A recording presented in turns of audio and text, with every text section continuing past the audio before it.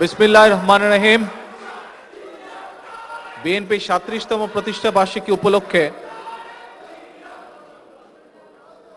আজকের এই অনুষ্ঠানের সভাপতি, অনুষ্ঠানে আমন্ত্রিত সকল পর্যায়ের যুক্তরাজ্যে বসবাসরত নেতাকর্মীবৃন্দ, মঞ্চে উপস্থিত অতিথিবৃন্দ, সাংবাদিক ভাইরা, আসসালামু আলাইকুম। আজকের এই ৩৭তম প্রতিষ্ঠা বার্ষিকী উপলক্ষে সবচেয়ে প্রথমে আমি স্মরণ করতে চাই আমার সেই সকল নেতৃবৃন্দকে, সেই সকল কর্মী ভাইদেরকে যারা বিএনপির সৃষ্টির পর থেকে বাংলাদেশে বিভিন্ন সময় যখন গণতন্ত্রের উপরে আঘাত এসেছে, সেই গণতন্ত্রকে পুনঃপ্রতিষ্ঠিত করার জন্য যারা আত্মত্যাগ করেছেন, যারা জীবন উৎসর্গ করেছেন। ৯০ স্বৈরাচারী আন্দোলন, ৯৬ স্বৈরাচারী আন্দোলন, বর্তমানের স্বৈরাচার তথা অবৈধ সরকারের বিরুদ্ধে আন্দোলনে যারা আত্মত্যাগ করেছেন, সেই সকল আমাদের ভাইদেরকে আমি প্রথমেই স্মরণ করতে চাই। একই সাথে আমি সম্মান প্রদর্শন করতে চাই আমার সেই সকল ভাইদেরকে, সেই সকল হাজার হাজার ভাইদেরকে, নেতৃবৃন্দকে, কর্মী ভাইদেরকে যারা এই মুহূর্তে বাংলাদেশে বিভিন্ন নির্যাতনের শিকার হয়ে, বিভিন্নভাবে কষ্ট স্বীকার করে দলের কর্মসূচিকে তথা দেশের স্বার্থে, জাতির স্বার্থে এগিয়ে নিয়ে যাচ্ছেন শত বাধা বিপত্তি অতিক্রম করে।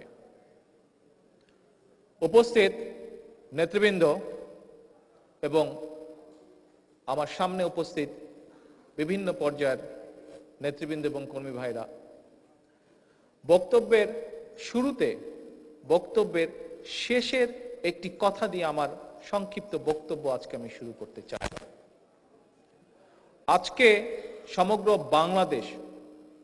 বাংলাদেশের সমগ্র ১৭-১৮ কোটি মানুষ একটি ক্রান্তি লগ্নের মধ্যে দিয়ে পার হচ্ছে, অত্যন্ত একটি দুঃসময়ের ভিতর দিয়ে পার হচ্ছে।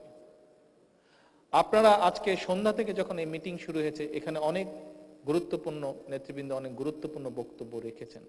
সেই বক্তব্যের মধ্যে এমনকি একটু আগে আমরা যেই ভিডিও ফিল্মটি দেখলাম, সেটির মধ্যে দিয়ে সুন্দরভাবে পরিষ্কারভাবে ফুটে উঠেছে যে ১৯৭১ সালে দেশ যখন স্বাধীন হয়, তার পরবর্তীতে কি কি অবস্থা হয়েছিল এবং কি কি প্রেক্ষাপটে বিএনপি, বাংলাদেশ জাতীয়তাবাদী দল নামে একটি রাজনৈতিক দলের সৃষ্টি হয়েছিল।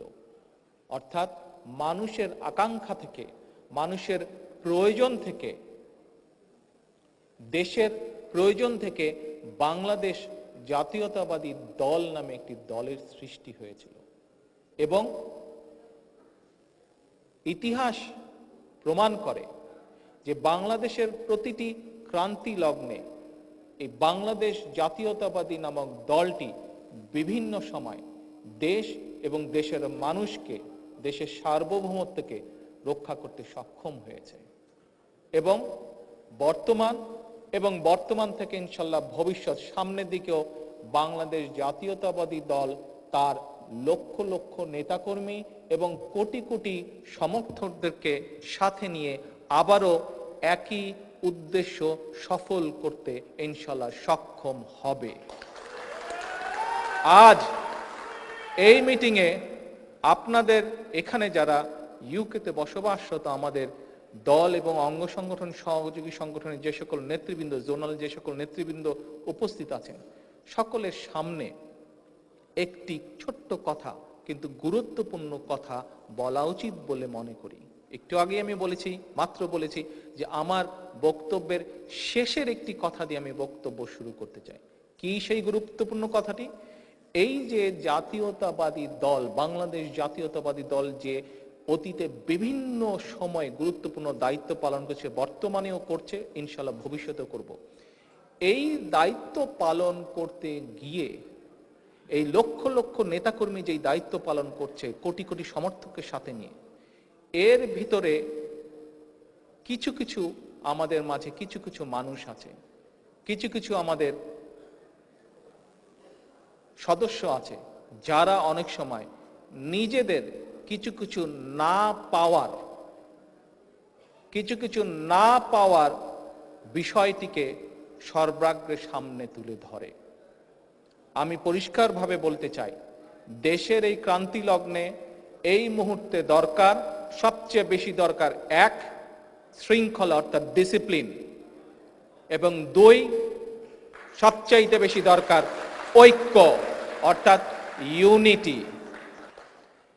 এই ডিসিপ্লিন এবং এই ইউনিটির উপরে কেউ যদি আমাদের দলের কোনো সদস্য কোনোভাবে যদি ব্যাঘাত সৃষ্টির চেষ্টা করে, সেটা যে কোনো জায়গায় হোক, তাহলে আমি মনে করি বাংলাদেশের কোটি কোটি সমর্থক, আমাদের বাংলাদেশের লক্ষ লক্ষ নেতাকর্মী সবাই চাইবে যে ডিসিপ্লিন রক্ষার জন্য এই সকল সদস্যের বিরুদ্ধে যা করা প্রয়োজন তা করা হবে।